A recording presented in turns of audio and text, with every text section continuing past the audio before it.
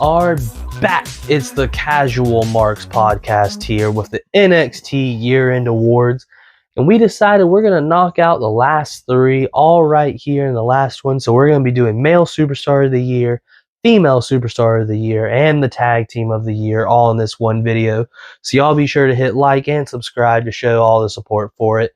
If it's your first time, I am the Mark, and I'm here with my big brother, the Casual. Hello, everyone, and for another time, Oh, an ice-cold adult beverage.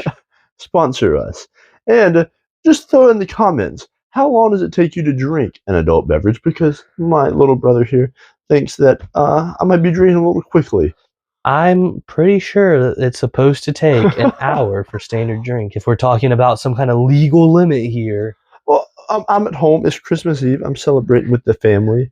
It might take an hour to get out of your system, but how long does it take you to drink it? If you're drinking it in an hour, you got to speed that. You got to pump those numbers up. All right, y'all leave them in the comments.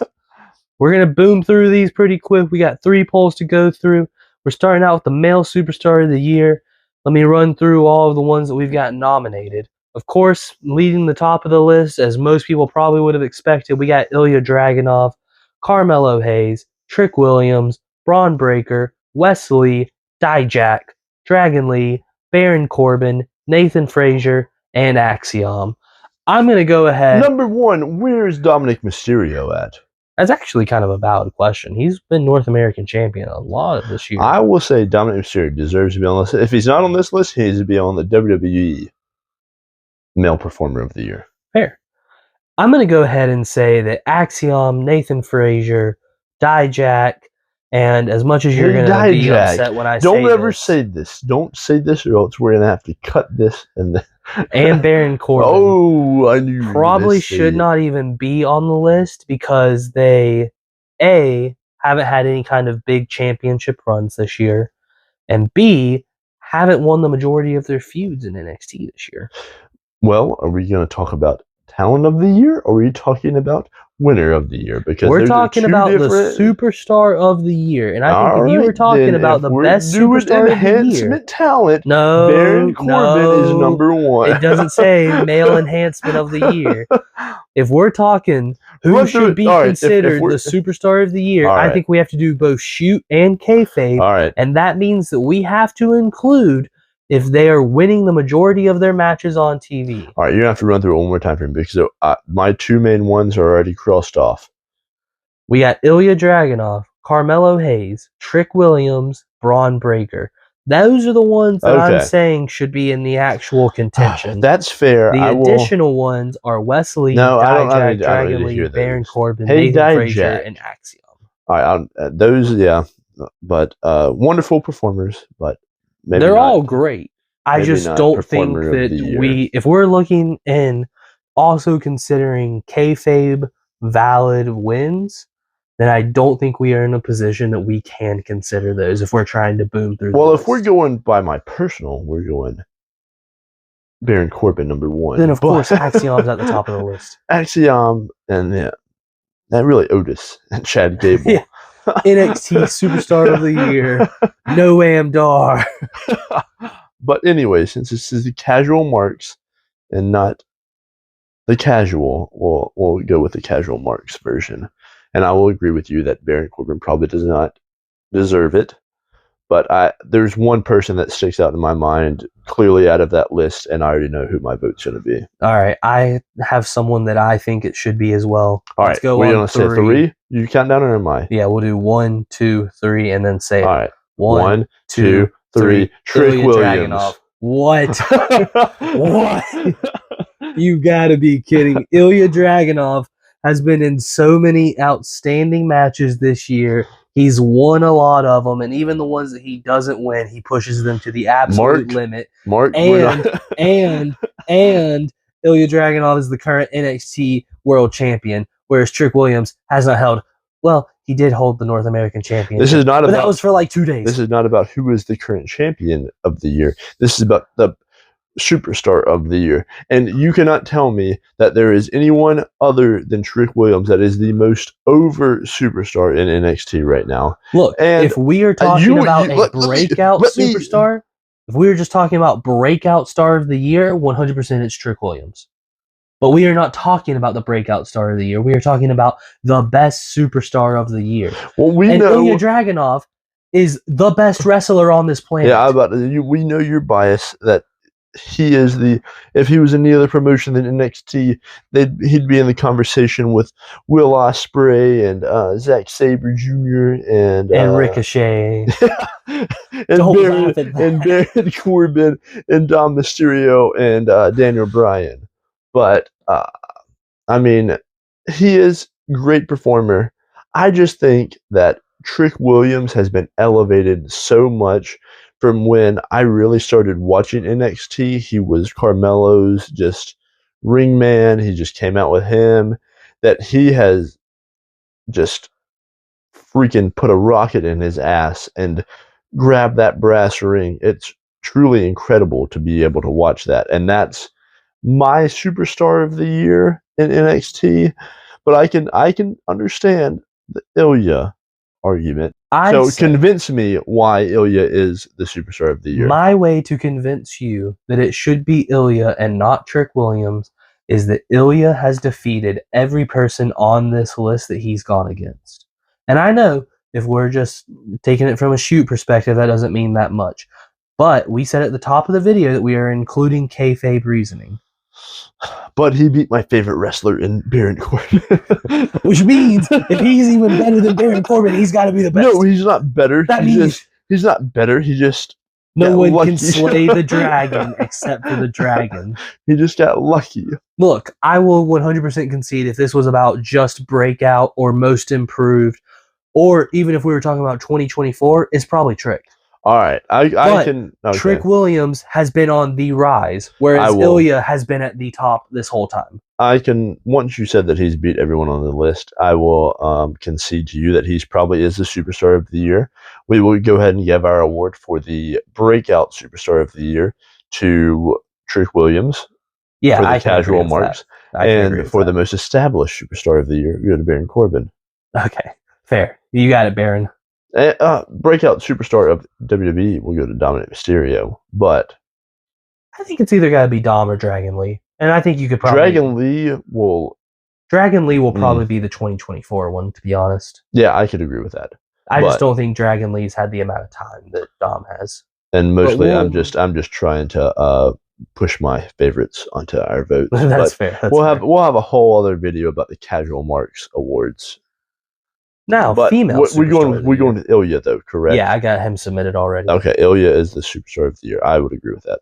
Female superstar of the year. We got Roxanne Perez, Tiffany Stratton, Thea Hale, Kiana James, Lyra Valkyria, Gigi Dolan, JC Jane, Fallon Henley, Ivy Nile, and Kalani Jordan. Where's Becky Lynch? That's fair. No, I'm not even trying to like rage bait or like be stupid. Like honestly, Becky Lynch, in my opinion, is the women's NXT superstar of the year because of the amount of draw she brought to NXT. If we were looking at a pure shoot element, it would have to be Becky just because she brought more eyes to it. I mean, oh yeah, she's had probably just as many defenses as most NXT champions throughout, if you count when she was defending it on things like Raw as well. Yeah.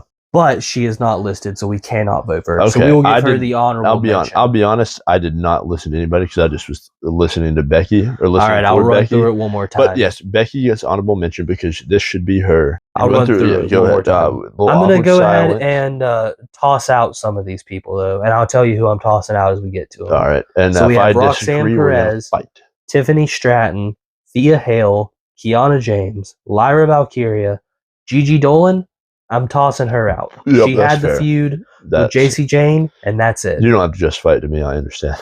Next up is JC Jane. Also tossing her out. Same problem. She had the breakout with Gigi Dolan, and now she's back in a tag team with Thea Hale. She's getting back with Chase U, baby. Fallon Henley, that's more of a breakout than a superstar of the year, so I'm tossing her out. But she runs a bar, so she's moving up. She's moving up on my list. Ivy Nile. Ivy's not even in NXT anymore. She's called up to Raw. That's a very good point. So she's about to face Rhea Ripley. then how is Ivy on the list? That's a good point. Toss her out. Did she even? I don't even remember her actually having matches on NXT. She had a lot on Level Up. What is that? That's the kind of dark matches. They come out on. Who watches that? I do. And last up is Kalani Jordan. I like Kalani. Is she the one that won she was the in the breakout tournament? Okay. She didn't win the breakout. No, she did not. Lola Vice did, which is interesting that Lola Vice isn't on this. Where is Santino Marella's daughter? She is also not on the list. Yeah, that's but Kalani bullshit. Jordan was also in the Women's Iron Survivor. Oh, yeah, okay, I know. But now I don't think she deserves Superstar of the Year. Maybe, I'm glad that she made the list. Maybe 2024. I hope that she will keep getting pushed. But I also think that we're going to start seeing some people like Sol Ruka, Nikita Lyons, maybe even a Wendy Chu if she gets to come back and get some more time. Who ran over Nikita Lyons? We know it was Blair Davenport. Yeah, but I still think it's Wendy Chu. She was asleep at the wheel. Fair enough. All right, now run through the actual ones that... There's, similar to last time, there's 4 that I think you can realistically argue.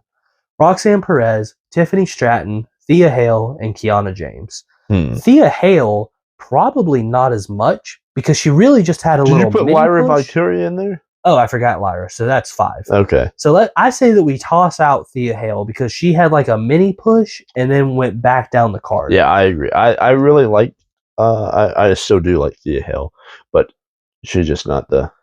I think she is young enough that she will end up being a superstar of the year, just not in 2023. I agree. Lyra Valkyria, maybe this is going to make me a bad mark when I say this. I don't get it. I don't understand. I don't like her, and I... That makes you the perfect mark, because I like her. I am all in. After I saw Fit Finley on the TV tell me that she was the next one, I bowed down and said, yeah. Convinced. Yes, sir. I don't get it. If you really want to argue Lyra, then I'll get it. She's Irish. She beat Becky Lynch. Therefore, she is the next great one. Can you smell what it is? I am not giving you a can you smell. I don't think she's got great promo. I don't think she has a great presentation. I don't think she's wonderful in the ring. She has a fair number of botches. I'll throw it right back at you. I don't understand the whole hype around Roxanne Perez. I actually have started to fall off the Roxanne Perez train as well, but that's more so because of her booking than her in ring. I would agree with that. And I know I've been saying I agree with that, but I do. So I'll be honest. My pick is Tiffany Stratton by a mile. Tiffany Stratton did fabulous when she was NXT Women's Champion. Yeah. Her character, she seems to understand a lot better than most people. And I feel like she continues to improve, whereas some people on this list have stagnated. And I'm not going to name exactly who that is, because I don't want to make Roxanne Perez mad. But it just seems like some of the people in NXT are kind of at the ceiling of where NXT is, and they need to get out of NXT. But I don't think we're at that point with Tiffany Stratton. You see what happens whenever the ceiling for NXT is the highest ceiling that you can reach, like Johnny Gargano. And that's a short joke. Maybe so. That's a short joke. Fair enough. I'm just digging into Johnny Gargano. But anyways. If we've seen anything from the last couple of weeks of Raw with the Creeds, I think it is that if you bring up a talent and fully throw them in and treat them like a big deal, the crowd will accept them as a big deal. And I think that's what we need to see with someone like a Roxanne Perez. I think that maybe even someone like a Braun Breaker. You have to back that up by your in-ring action, and the Creeds are honestly miles above a lot of people that come up and debut. But back to the women's performer of the year, superstar of the year. I would say Tiffany Stratton she's been wonderful. Honestly, it's just, like you said, she understands her character. She puts on great matches. She holds the brass knucks upside down. And that's awesome. It is. That makes them even more curious. So are we in agreement? Tiffany Stratton, female superstar of the year? Who else was there?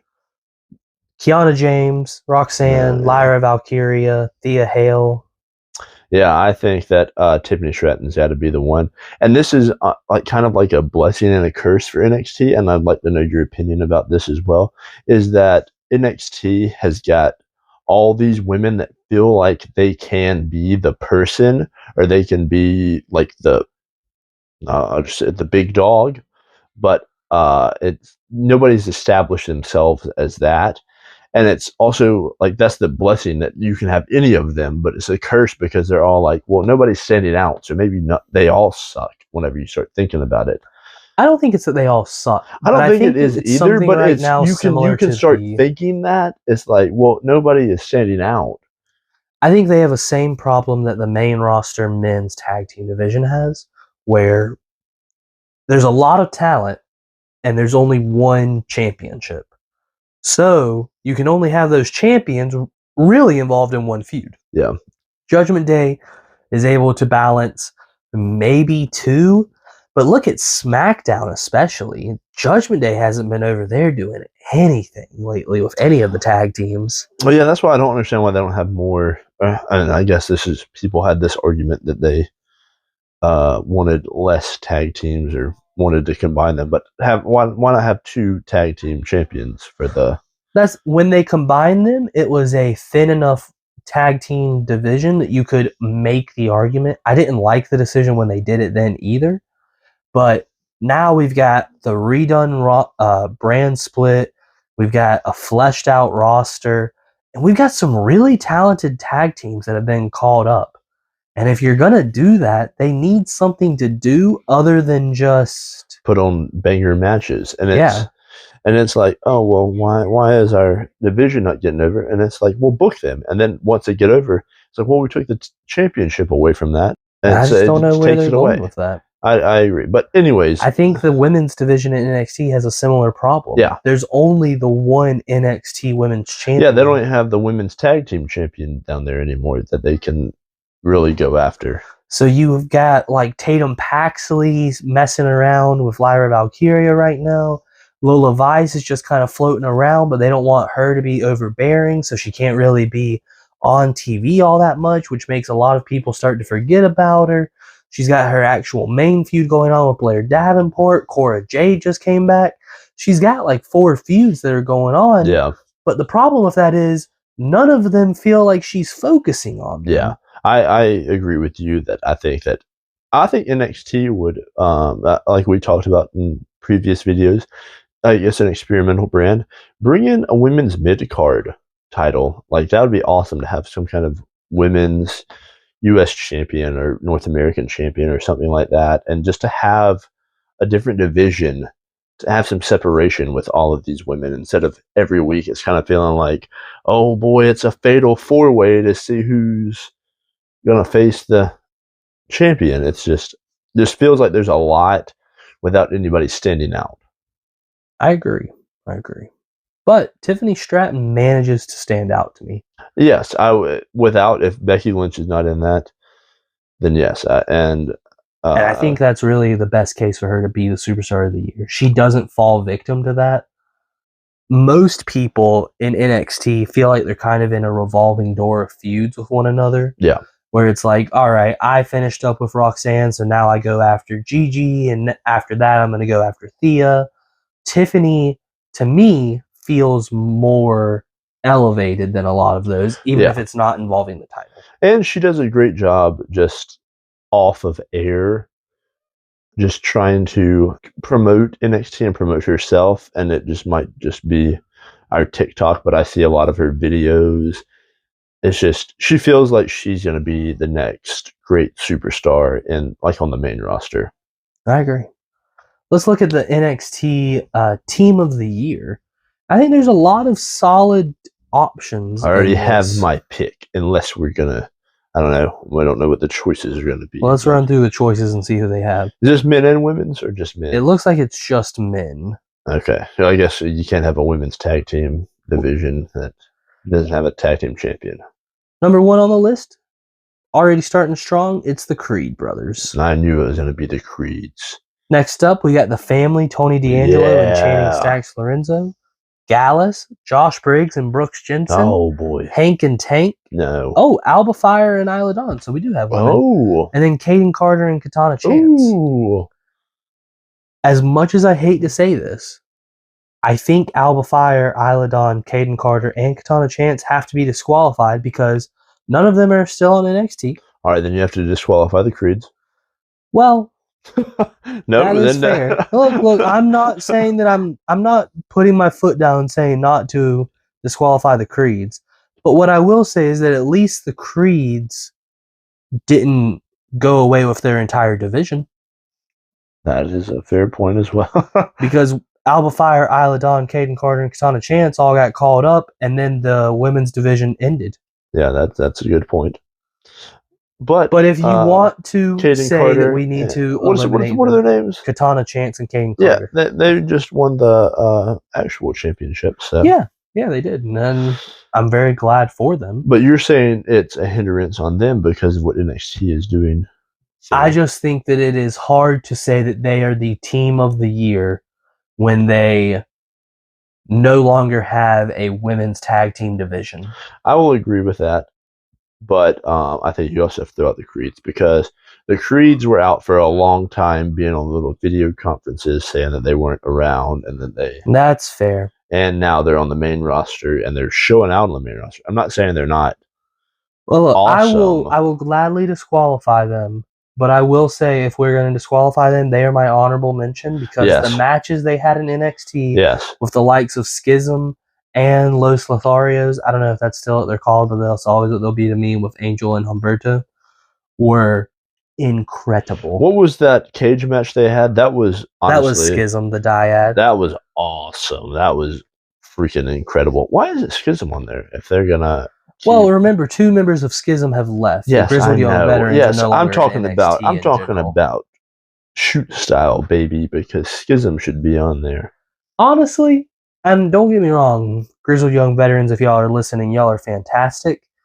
But I was really into Schism, and I'm really upset that they left. Yeah, I don't really know why they left. I'm assuming just creative differences. Yeah. I don't really know the full details. If y'all know, leave it in the comments down below. Or what are they called? Grizzled Young Veterans. Yeah, comment. Come on the show. Let's talk about it. We'll bring you on. We'll talk. I'm always down to expose the business. Joe Gacy, quit jumping off everything. Yeah, maybe don't hide underneath the ring anymore. Yeah. That's weird. That's kind of cool. If you don't do it, though, take a little nap like Hornswoggle did. So true. But, so let's look at who we have left. We got the family, Gallus, Josh Briggs and Brooks Jensen, Hank and Tank. So we got 4. Take Hank and Tank off of there. Okay, I will agree to take Hank and Tank off because they have largely been enhancement talent. That they have. And Jensen and Briggs and Gallus, they all drink beer. And I love that. You know, I'm a big fan of Briggs and Jensen. Okay, that too. Jensen and Briggs. But I'm starting to notice they have very solid potential. Let's play a little game right now. Who do you think is the Genetti of each of these tag teams? Of each of them? Yeah. And the Creeds, I think Julius is going to be we're crossing the Creeds out of there. Oh, just the ones that are left? Yeah. Okay, I think Tony D'Angelo is the Michaels and Stacks is the Genetti. That's fair. Gallus is a little bit weird because I think there's 2 Genettis. I think it is. I think it's just Mark Coffey that's going to keep going. Which one is that? The big one? It's the one that has the single matches and the 2 tag team. Yeah. Okay. I think they're going to be the ones that go to the wayside. This isn't as much fun as I thought it was going to be. I thought I was going to disagree with you. Hank and Tank.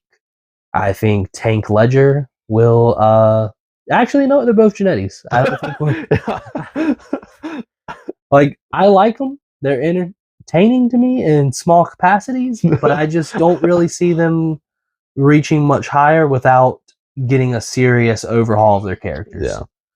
Which one was the security guard? Hank. Hank was his security. Hank is he's going to be the Snitsky. It's still going to be a Genetti. He's still going to be a Genetti, but just a bigger Genetti than Hank. Fair. Briggs and Jensen is a tough one. No, I don't agree with that at all. I think Briggs is the Michaels. Briggs is a big man. He throws a mean lariat. He gets a that nice Iron Survivor match was awesome. But I will say that Brooks Jensen, I do not think is going to be a Genetti. I think it'll be much similar to a this hasn't happened yet. Uso. So I'm sure we can think of it as the Usos. I was gonna say with the Street Profits, where everyone is saying how Montez Ford is going to be this huge star one day, and Angelo Dawkins is going to be there. I think Jensen is going to be a wonderful mid-card talent. Kind of like a Dolph Ziggler. I think this will be an awesome video to do in the future, is that Jannetty and Michaels. But anyway. Some foreshadowing, perhaps? But you think that Montez Ford is going to be the superstar? Interesting. Yeah, I do, actually. But you don't think Angelo Dawkins is going to be the Jannetty? Not necessarily. I think Dawkins is he's a little bit older than you would think. So how old is he? I don't know off the top of my head. Is the LA Knight old? Not quite that old, but he's probably close to like, I think he's mid-30s. That's not that bad. No, he's definitely got a handful of years left. Would you say that you think he can be like a Dolph Ziggler type? Yeah, like a mid-card, kind of hangs around. I think you're forgetting about the Dolph Ziggler as the main card whenever he was carrying WWE. Yeah, that happened. And then WWE never capitalized on it, and then everyone forgot about him. I didn't. Sorry, Dolph. I didn't. Sorry if you're listening. Come on. Come on the channel? Come on. If you want to come on the channel and tell me how much I suck, you're more than welcome to. For all of you that know that reference, then I love you. But let's figure this part out with the team of the year. Well, you got me talking about Dolph Ziggler now. You can't just keep me. No, Dolph Ziggler's out, bro. Dolph Ziggler, he's off, probably being the devil in AEW. What's his brother's name? Ryan Nemeth. Oh, I can't wait to see a Dolph Ziggler comedy. If Dolph Ziggler, you don't invite us to your comedy show, we'd love to come cover it. Do a little review. Yeah. Anyways, Tony D'Angelo, Channing Stax Lorenzo, or Gallus, or Jensen and Briggs. I really like Jensen and Briggs, but if you remember, they did break up for like 2 months. Yeah, because Jensen was going to get some women. Some poon. Yeah. Can't blame him. But it's just hard to be the best team of the year if you choose a girl over a dude. No. And we never found out who Sebastian was. Yeah, that was weird. I was so convinced it was going to be the return of Tyler Breeze. That was really weird. I was so set and ready. He was dressed up. He had on his dress shirt and his slacks and everything. Remember, he even did it in the match. Yeah. And then all of a sudden, he's like, yep, you were right. And then Briggs was like, yep, I was right. And then it was... and then, bam, we're back to the bar. And he's back to wearing cowboy boots and the mullet's flowing. No, I liked it. Good story, good entertainment. But because of that story, I think they're out of Team of the Year contention. Yeah, I can agree with that. It's that I love them both individually, and I love the team. Their just stories had some holes in it that it just doesn't fit for me. I agree. Then we got Gallus versus the Family. And look, between these I know who I'm picking. I do too. We'll say it on 3. Who are you? I know who I think I know who you're picking, and it's gonna make me mad. 1, 2, 3. The Family. Oh, I know. I thought you were gonna pick Gallus because I feel like Gallus is the Mark answer. Maybe so. But Gallus, we are keeping kayfabe decisions in effect here, and Gallus has really not had that many huge wins. At least not in the tag team division. They were champions for how long? Not long enough. All right. Not long enough for me to consider them more important than the Family. Well, I mean, the family lost to Chase U, that gambling addict. But then they got him back by beating Chase U, and the Family defeated Gallus. So therefore, I'm sold. Plus, Channing Stax Lorenzo single-handedly outsmarted all 3 members of Gallus and tried to murder one of the members. If we're throwing kayfabe in there, that's got to be at the top of the list right there. You know how hard it is to on-air whack someone and get away with it? That's how good Tony D'Angelo is. Yeah, and I will always be a Tony D'Angelo fan. As soon as they come on the TV, I'm throwing up the gabagools. I will say, if the Creeds were still in contention, I would argue them over the Family. I know they're not in contention, so I won't make the argument. Gabagool with the Family and everything. See, I still think, I don't know, it's just, the Creeds are awesome, but it's kind of like, in my opinion, it's like a minor league versus major league player of the year or whatever. Like somebody that gets called up in July is not going to win minor league player of the year. They're also not going to probably win rookie of the year. They're just in that little limbo of the year end. But the Creeds obviously have a great future in front of them. I think they're going to be the future Kurt Angles. Which one do you think would be better? I really think Julius will be better, but I think Brutus will be more popular. Really? I think it will be similar to the Hardys, where the one that is more popular is objectively not quite as understanding of the wrestling business. Yeah, that's what I'm saying. The Matt Hardy just is not understanding of the wrestling business. All right. That's where we're going to wrap it up. I just submitted our answer. Y'all be sure to tell us what we got wrong. Tell me that I'm an idiot. Yeah, we voted for the family. Okay, that's all I need to know. Be sure to tell me that I'm an idiot and a mark in the comments for all my hateful comments about Dolph Ziggler. I really don't hate Dolph Ziggler. I love him. And The Miz. He's just straight up not. I mean, look, mid-Carter. We'll talk about that in another time. You're right. The next poll that automatically pulled up is who is your early favorite to win the 2022 Women's Breakout Tournament? So 2022? Ooh, that's a tough real toss up there. Let us know if we're gonna say Roxanne Perez. Let us know if you like these videos for the polls, and if you don't, too bad. We'll keep doing them. Take that, you dumb marks. We'll see you next time.